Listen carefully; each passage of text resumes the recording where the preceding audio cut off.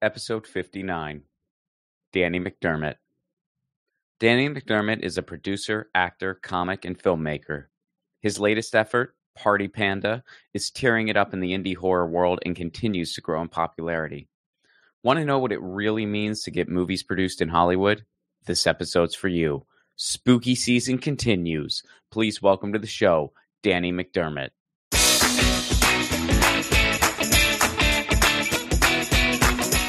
Danny McDermott, how are you? I'm great. How are you? I'm good, man. This is usually how things go in LA. There's people who I'm trying to get together with them, and then eventually it's just, well, why don't you just do my podcast? That's an easier way to try to meet up. Right. Let's create content, because otherwise we may never see each other. But so I kind of want to start at the beginning because you have quite the resume. So are you from New York originally, or where did you grow up? Yeah, I'm originally from Albany, New York, and we've got a helicopter. I'm originally for you, are they? Huh? They're not. I think they are, but it's okay. I'm hidden well. Okay, good. Yeah, I'm from Albany, New York.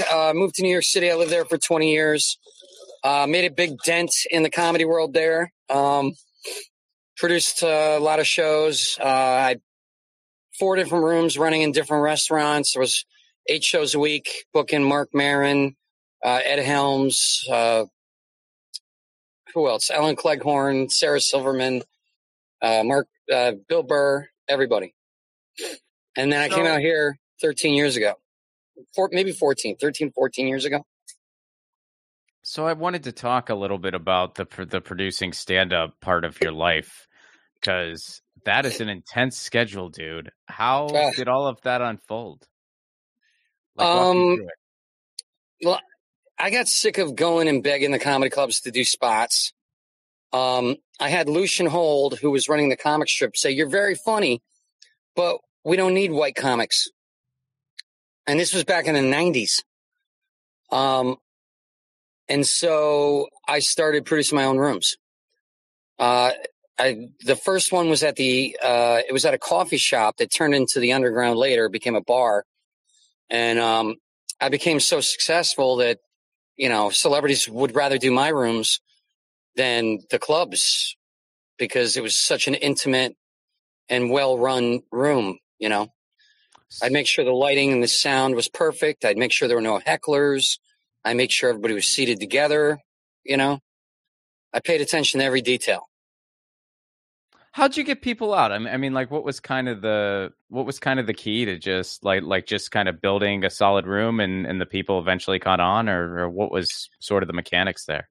Well, it was blood, sweat, and tears, man. I was on the street passing out flyers for 4 hours before the show and then an hour into the show. Wow. And I did it so much. And I told comics, young comics, who needed the stage time, I told them, you guys can do the show, but you got to pass out flyers with me, for 2 hours, not 4, but 2 hours. And you got to bring some people in. That way they didn't have to bring their friends, Mm-hmm. So, yeah. So, then word of mouth, everybody knew me. So. Was it admission shows or was it free entry? Oh, no, I charged. If you don't charge, the audience is not going to respect the show. Sure. I learned that. But what I would do is I'd say, $20 cover, $10 with the flyer. Half price. And that way people felt like they were getting a deal. And they were getting a deal because I literally did have some of the biggest comics in the country. And I even had some famous comics from foreign countries find out about the rooms and come in and ask me to perform. Michael Mittermeier from Germany. He's like this huge superstar in Germany. And he was walking by and he saw that there was a comedy show. He goes, "Can I get up?" I go, "Yeah, sure. Can you do your stuff in English? Because you sound like very German." And he goes, "Yeah, sure, I can do it." And as soon as I put his name up on the chalkboard outside, all of a sudden, every German that walked by, "Oh my God, Michael Mittermeier!" And wow. Yeah, it was cool. That's awesome, man. Well, what kind of before we kind of dive into post that like what kind of drew you to comedy and wanting to be creative in the first place? Um, I guess what happened was I had never thought about acting when I was a kid at all. And I was at college and I saw an audition and I went in and I took off my coat and they handed me a script and they said, read. And I go, oh, okay. And I read it was terrible. I was awful. And then I was much too young for the role too. But then I watched the other guys read. And at the very end, I go, can I try that again? And the guy goes, sure. And after I finished reading, he just looked at me and goes, okay. The next one I auditioned for, I got the lead, and then I got the lead in almost every play at college. So while I was getting my engineering degree, I was, doing the leads in the plays. Now, comedy, the reason I got into comedy was when I went to New York, I did a play. I got a great write-up in the newspaper on the Upper East Side, and they singled me out as an actor and said I was great and blah, blah, blah. But no agents were there. I never got an agent. It was hard to get agents to go see a play back then, but it was easier to get them to go see comedy. So I got in a sketch first and we did great. But then the woman who was running the sketch group was taking all the money for herself. And so I finally went to stand up, and that took a while to get good at stand up. But I don't care how funny you are. It takes at least, in my opinion, at least 5 years before you start to become organically funny. And you got to work for that too, Yeah, So totally, man. So then going down the road a little bit, what made you decide to leave everything you had in New York? I mean, did you get burnt out on producing, or did you eventually walk away from that and stay in New York, or did you just drop it and come here? Like, what happened? Well, I was getting a divorce and my son was 8 years old. I kind of knew that if I stayed there, we might argue a lot and it would be tough for me to live on my own. I'd have to get roommates, and I had been wanting to come to LA for a long time anyway. And so I didn't want my son to see me struggle like that. So I came to LA. And I slept on my buddy's mattress in his extra room, and I worked my butt off, got a job. Man, I lived in a van for a few months, a couple times, and finally came out on top. And I'm getting stuff made now. But the main reason was I wanted my son to see me following my dreams. And I would fly back all the time because my friend who I actually took to the prom in high school, she is a flight attendant for American, and she would give me buddy passes so I could fly back and forth. So I flew back and forth a lot. That's a cool friend and a good prom date. Yeah. It's pretty awesome. I never got laid, but Hey. No, we're good friends. That's awesome. Now. So, what does your son think of you now? Oh my God. He came out for the screening of Party Panda. We had it on the movie soundstage at Cinepax Studios, 30-foot LED screen, 200 people.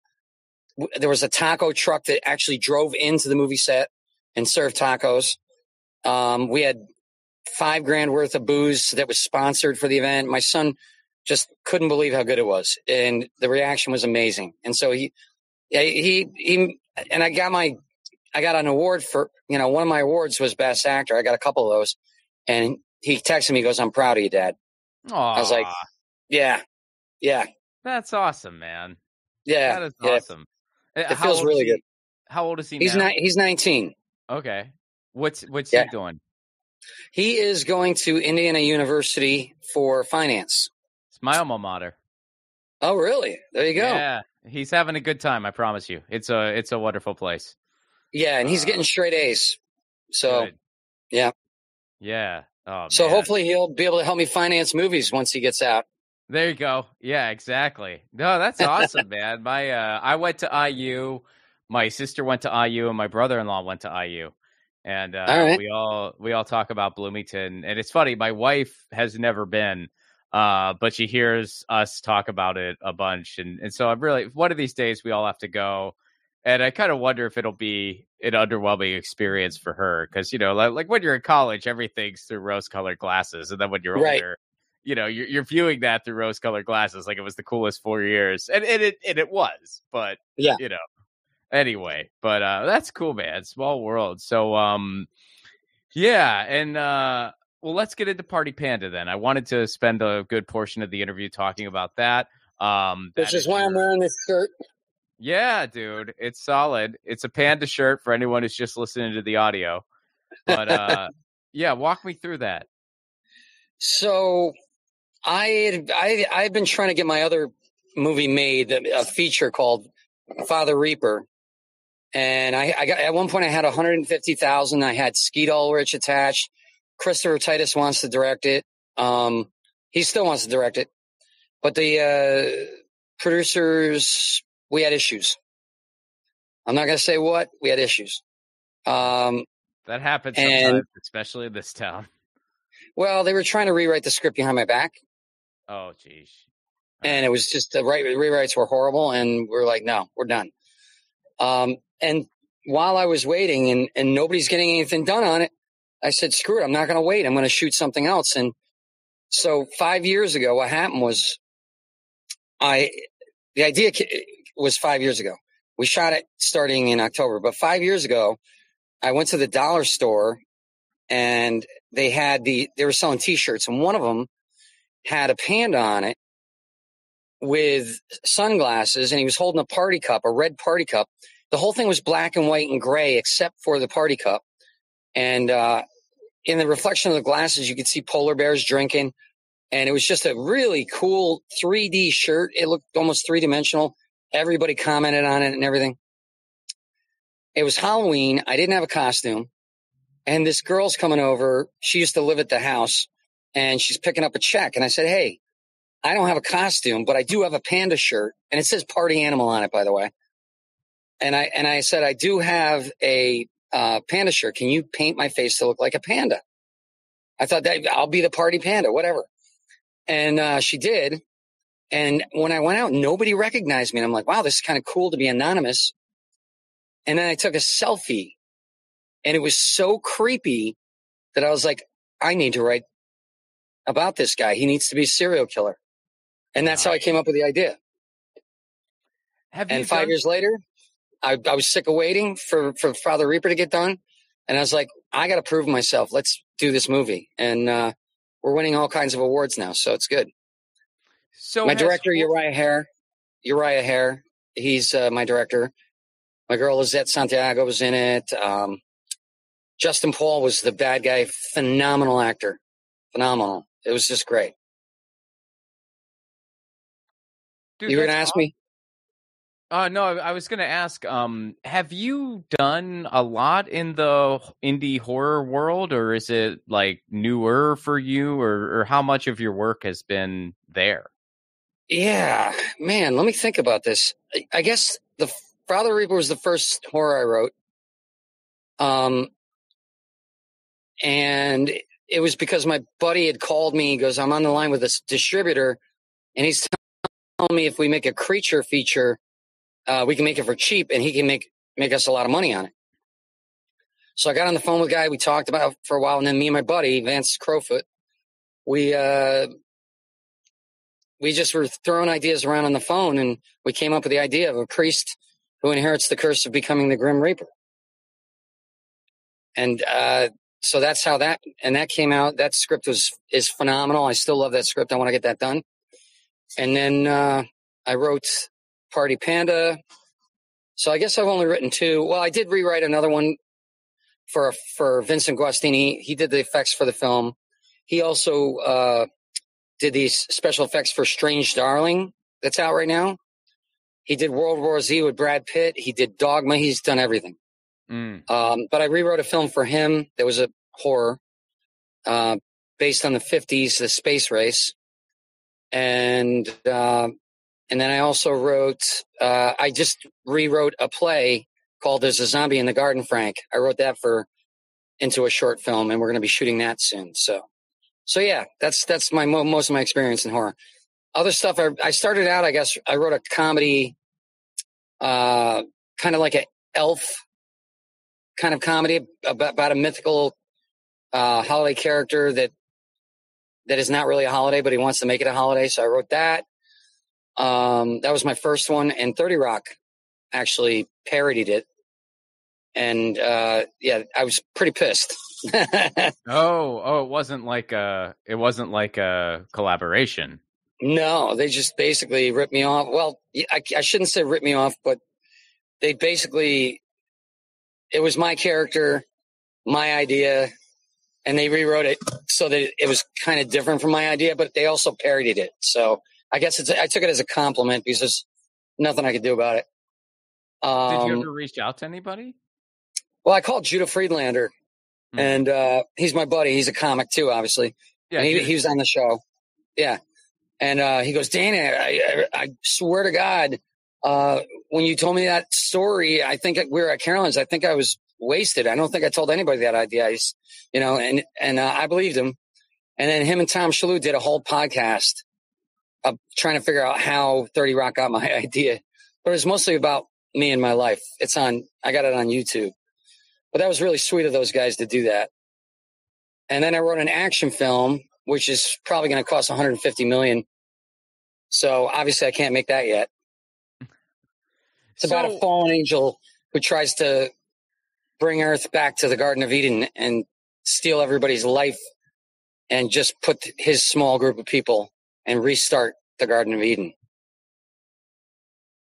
But it's an action film. It's pretty cool. Nice, man. So I wanted to kind of put a little bit of a qualifier here, because not everyone who listens to this show is, familiar with the movie industry at all in many cases. So when you say like producing films and financing films, like kind of walk through what exactly that world is like for people who... Man, I'll tell you, it's not an easy world. The one thing I've learned is when you're gathering a team together, it's just all different egos, all different emotions. You've got to kind of handle everybody to get everybody to work together. And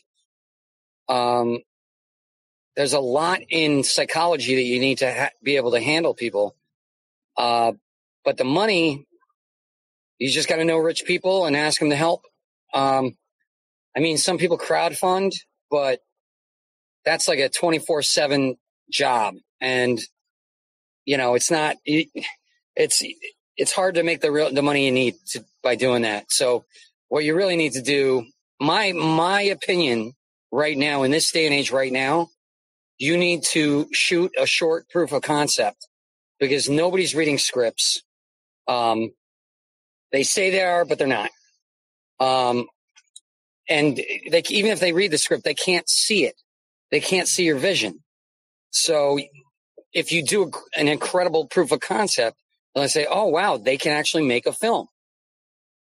Then you go out, you have a pitch deck. You got to have a pitch deck, which it's a few pages. It's you want a title page with some graphic art. Sometimes you steal it from the internet because you're not making any money on it. You're just using it to show your vision of your movie.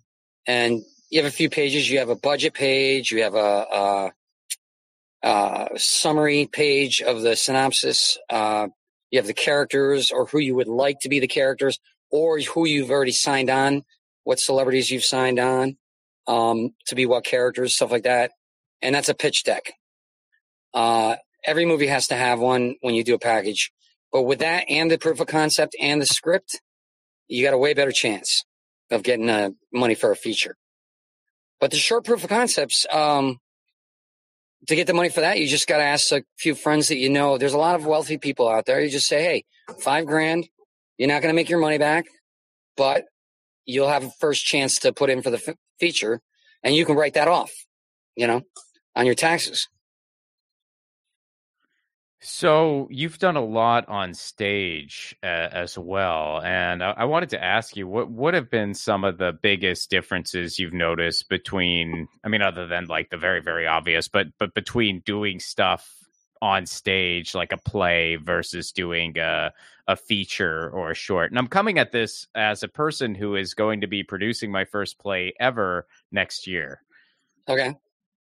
Well, I can tell you that as an actor, a play is much more satisfying because you're immersed in that character for the full hour and a half, 2 hours of the play. And you have to live that character that whole time. And you get immediate reaction from the audience.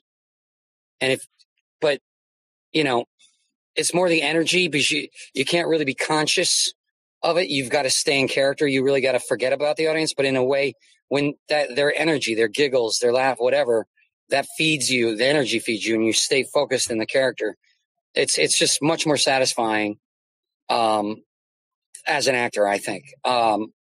Now, when you do a film, though, you have those moments where you're totally immersed and you're killing it and you're doing well. But the real immediate, you get some immediate, people from the crew, you can see that they're, even though they can't say anything, you can see that they're, excited, or they'll tell you after the shot, that was amazing or whatever like this. So you get that a little bit, but the real joy you get is seeing it on the screen. So I guess it's more, immediate pleasure with the play, and it's more waiting for the pleasure. I forget, there's a term for it. Delayed gratification, I think it's called, or something like that. Mm-hmm. As a writer, it's brutal writing. It depends on how much you like it. I've grown to like it a lot more now. But rewriting is where I used to hate it, and now I love it. Because every time I rewrite, I think of cool new stuff and cool new little things I can improve on. It's tough to take criticism from people because sometimes people want to rewrite your whole friggin' film. That happens a lot. It's very frustrating.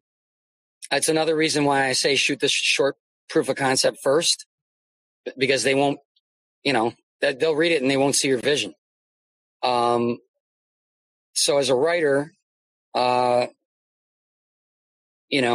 rewrites are a lot of fun. And then once it's on the screen, it's again, delayed gratification for that. As a director, it's just fun directing. So I didn't direct this one. If I play the lead in something, I have someone else direct because it's just too much. Do you have an overall preference? Like if you could only do one or the other for the rest of your life, like which one would you pick? Oh man. If I had to, I guess I would say one more qualifier before you answer. Money's not an issue. Like you don't have to worry about money. Like you won the lottery, but you can only do one. There you go. I would have to say acting. I mean, that was my first love. When I got on stage and did Death of a Salesman, and the moment there was a flashback scene where I caught Willie cheating on my mother, I fell to my knees, I'm sobbing, tears are streaming down my cheeks. You could hear, and it was Parents' Weekend. There were 300 parents and college students with their sons and daughters sobbing. I mean, they were sobbing, and it was just so cathartic to know that I could break down those walls and have everyone have compassion for the character. It's very powerful. It's very, I would say theater might be what I'd do if I had all the money in the world. I really enjoy theater. So what else should people know about this latest film? Oh, this film it's crazy. It kind of brings together 3 different genres. There's the psychological drama of it. There's the horror, and there's the comedy, and it's a really cool mix. We don't take the film. I mean, there are moments I take the character seriously, but I don't take the film seriously. The film's fun, but it wouldn't be as fun, or if the character wasn't real. and really going through the pain and suffering and stuff like that. So, yeah, I think it's just generally a really good mix. People love it. We were just at we've been winning awards. We've got like 14 awards now. We got a couple best director, a couple best actor, best horror short. We got a bunch of those. We were at the Hollywood Horror Fest, and I was sitting there, and I was alone because my girl was, she was working. She was in it, by the way, Lizette Santiago. She was great in it. She was working, and my director was at a wedding, so I had to be there alone. I'm sitting there, and all of a sudden I hear someone say, "Hey, you're Party Panda." And I look over, and there's this group of like 30 people sitting in a wing of the audience. And they're all like, yeah, we couldn't stop talking about it all day. We love the film, blah, blah, blah. Then I go, oh, wow, cool. Let me take a picture. And I'm holding up my camera. And I say, all right, everybody say Party Panda. And they all scream Party Panda. And I took a picture. And then as I was walking to the car with my buddy, a car drove by and screamed, Party Panda, woo, and beeped at us. So people are really loving it. And, people are talking about it. It's good. It's exciting. It's got a buzz going for sure, Do you like And you can go to partypandafilm.com, partypandafilm.com. That's shows the trailer and all the festivals that are coming up and links to buy tickets to the festivals and stuff like that. So, and, some artwork and news and stuff like that. But yeah. And I wrote the feature. We're on like a 4th or 5th draft right now.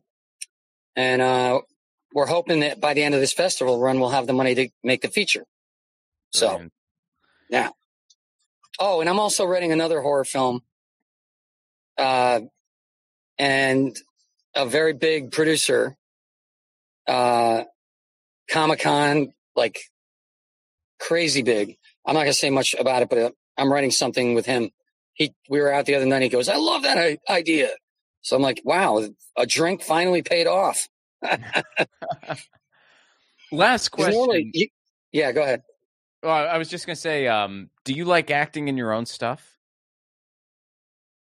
I love acting in general and in everything. Okay. My own stuff I like because I can also improvise. They don't always let you improvise. I love improvisation, dramatic and comedic. Dramatic, there is a monologue that I completely riffed. I jotted down the ideas I wanted for it, but I completely riffed this dramatic monologue in Party Panda, and I think it really worked well. But yeah. Did I answer the question?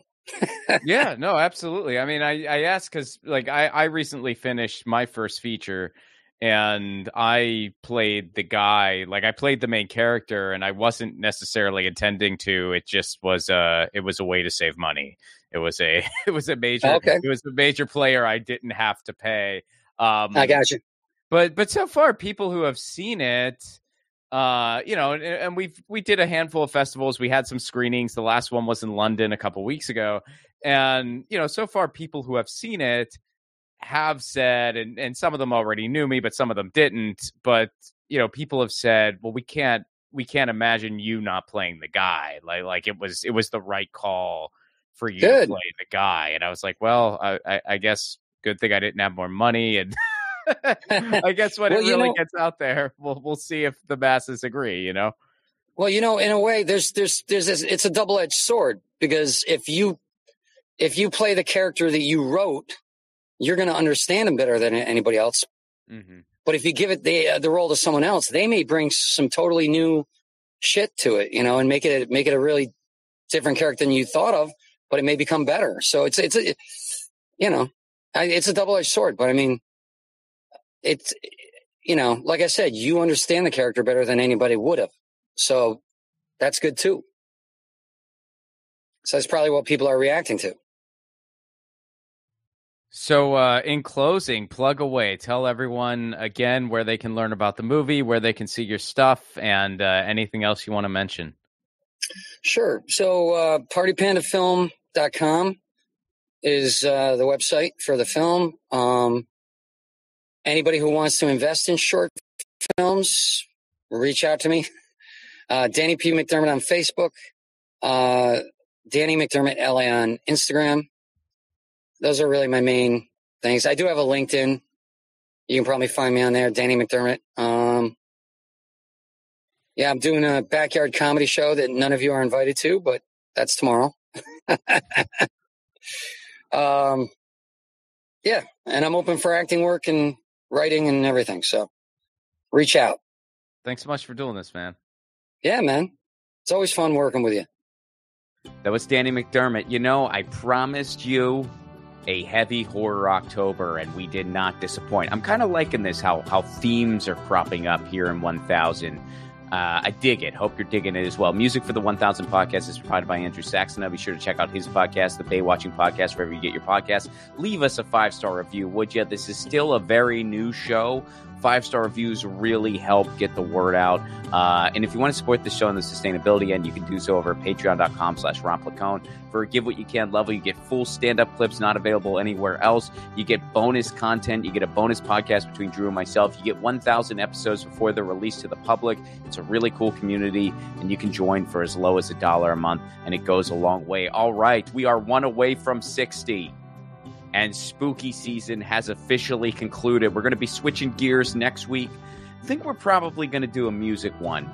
I think we haven't done a music one in a while. I think a music one's coming. And then after that, it'll be post-election. So we're going to have a little politics in there too. Yeah, I like the theme direction. I dig it. All right. See you next week.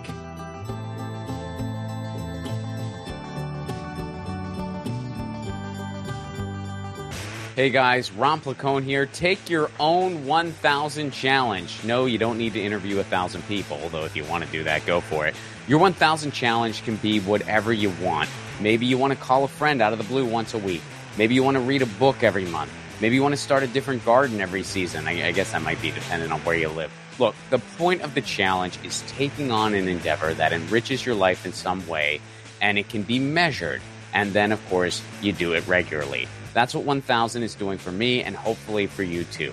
The main reason for this podcast and every podcast I've ever done is to build community. So take your own challenge. Then join our Facebook group. It's called 1,000 What's Your Challenge? ? That's 1,000 What's Your Challenge ? And post about what your 1,000 challenge is and the progress you're making. All I ask is that people be encouraging of each other's challenges. This is personal and vulnerable, so be cool. There's enough negativity on social media. We don't need to add to it. For those of you who aren't on Facebook, hopefully in the future we'll be expanding to places like Discord, Reddit, but for now, we're starting on Facebook. And again, that Facebook group is called 1,000 What's Your Challenge? See you there.